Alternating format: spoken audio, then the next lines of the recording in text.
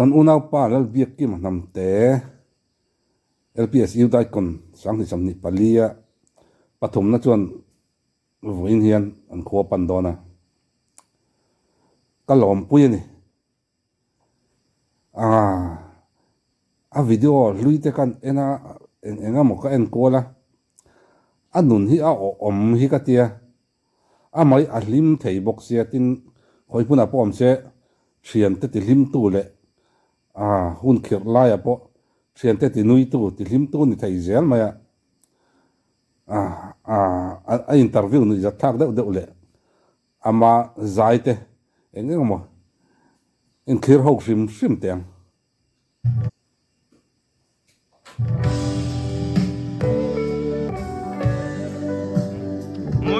Moi mas saber no.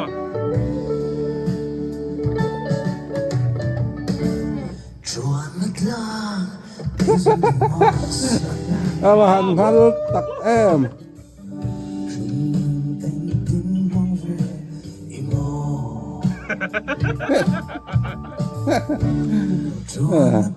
alo mom suk le Udah, petera.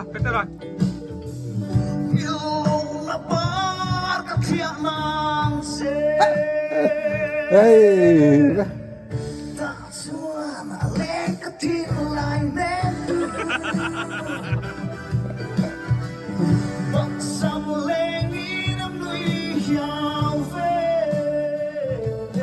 Sang liền nào.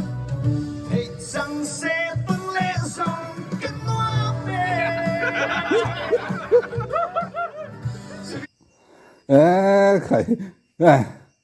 abula om hian nuam don tuk an thian zau an in khet chiang tlang man boka zai dong za nei dan zong nen in zir sak thei thap to mai abula om hian nuam don ti a hria janga hei tuna eng lo na hi western studio ania amen torte nena an hazir na vel an jam vel laya an thil ti ni om takani abula om hi anuam don ti hria jang metin ama hi ri rupui tin tak mi ni ti hria jang me a che a hoi herle om dan sim hi angai nat om tol mai ni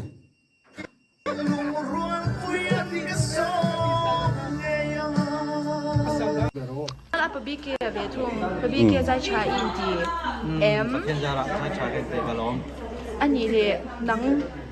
Peter cái rồi nó ăn thấp in ít thôi rim nó thế ít in dưới nó giống như ngày tỏa khan ai cần những cái khui đi in cha em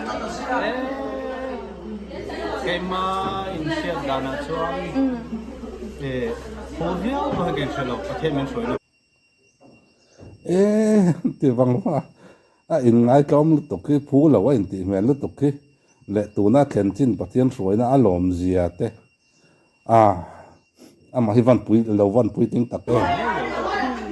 tụi này khen xin là cần lông bùi chị á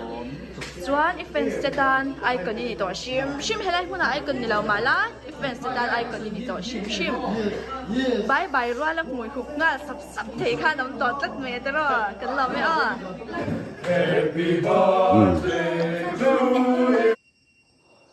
hết là mà backstage sa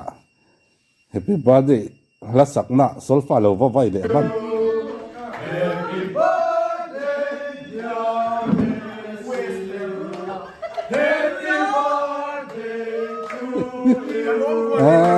anh important si anuam do na ni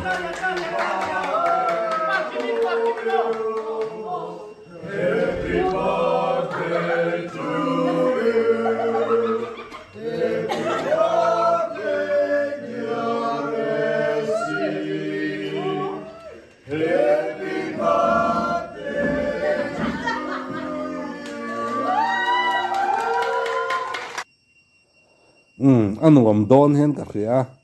an kuma in rual tlang thang renga baka hey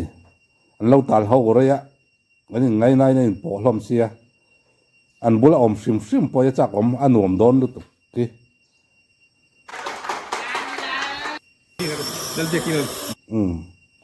hey interview zong cha interview tun lo lai beran hin ka ria puwana pon ni se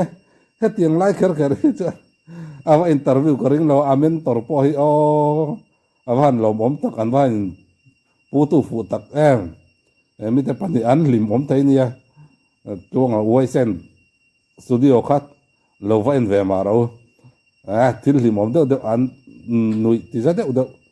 hey anaw te ho nen te ai kon ho nen te tam mai ni za thak lo tuk hết tiền chú lâu lúc tục bu vào nó pon tiền lại cái cho nó interview đủ cái ring lâu Yang việc của tôi cần này lúc không yêu cô đấy các cô cái hai thầy đâu phải là món cái đó còn cái này tôi đi mua cái đó rồi cái nào đó theo chú lâu em mà khi tay việc cái anh interview chứ ha anh putu phụ đấy tôi đổi về theo đâu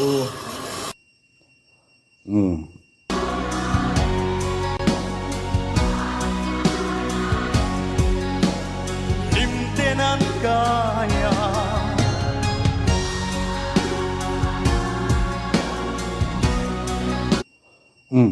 Đây kan soi được chứ hey nè biết cái mà chú mi giặc zoom mà nị thì kan phát nga mẹ là host abul an dinga tle man mer dau chan microphone cụt pan hin hu man noi lama mera nui put zel mai ni chu tiang mi chu nia mi giặc zoom chi ni ti hriat janga mẹ em dang rang hian tin ama hi hey he tiang hian khovel la hian lam ngai dur don đầu ti hriat tin khovel la lo po alam vak hian ka ring lo chan chu broiler try arzinga broiler tlang mai ne stage hian han chevel to a khor tat mai amara chu hei kadu em na pakat thei na zong in ati ngai lo zong za na zong bo in mi pui ne na connection tha thei ang bra siam tuin lai kara chon thei pato paron chuwa mu anu mani tiang hi min thin lung zong thei patop an chuwa ma son an tuma thei paling ko an tan hi chonin ai mu nom hi om lo ni mu nom em mai ni tiang hi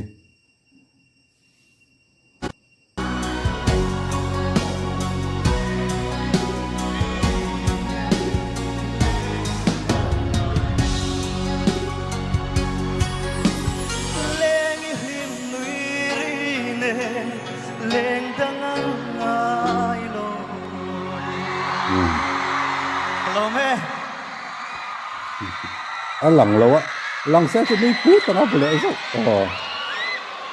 mình thà đàn chưa vẫn lung lên khao vòng về anh nói với tiếng competition thì là bao dài cả anh nói khóc mày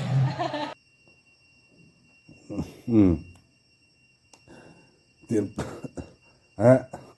ni zana tranh cái phật lang thar lệ buổi thắc có mấy mình học sẽ tiền tiêu cái competition là ni lâu hàn dài cái chút nè chân đàn cả anh nếp tông ril rua anh nếp tông hàn tira ril ru nên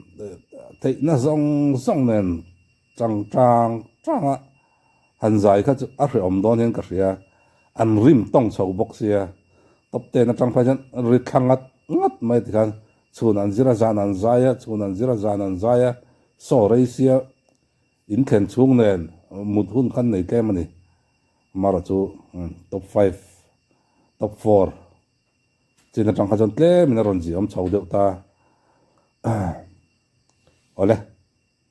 an result puang hi hetlaya an nun dan te om dan te hi mu nom hi ka ti ni second runner up lệ lô man pathum na dong tu chu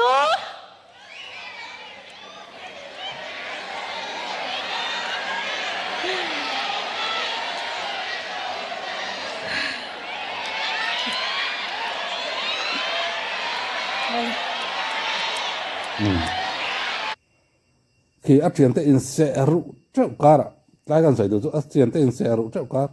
cái mà cái này ngem ni lo ngem a tiang ril ru in sual kara nui sangin a thian te la chon chaya a mel hi hei hun har sa hun khir berani an tan chuan enge ka din mun tur tia pathum na kan yang nge pakhat na kan yang tia ril ru in sual tur lu tuk lai bokhan mel lim takin a thian te ava bek bor nui thaya chu tiang mi ro pui deuh mai chu ni hei a ro pui na zone te hi kan mu ma yang te hi ka lau thina nam te ka lo ni ve hi ava nuam tak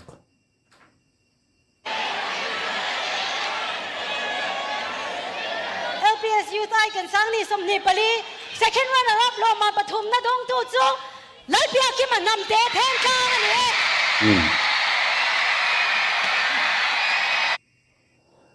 mel dang lam mi lo che dan dang lam mi lo meng dang lam mi lo eng ma dang lam lo in lim takin lom takin ni pom zan me a ro pu ni paro pu ni không ai la sang lian o kan lom pui tak cha pathum na din mun i dingi kan chuang tak sak je che ni kha ni anu na hian zir tur tam taki omin ka ria a thian te an chu ti khati na ni lawin ama abik te khania kar ek le tin ka thlor binga chu mingai na om tak le pathian chi mi tak chu awan ni don tak em khatia nu na kul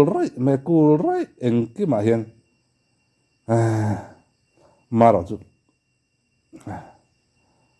a status kha chuanin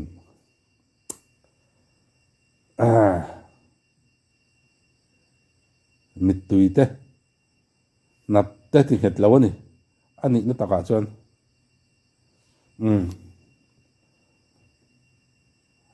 a soyang ngain anu pangpar moi takhon turin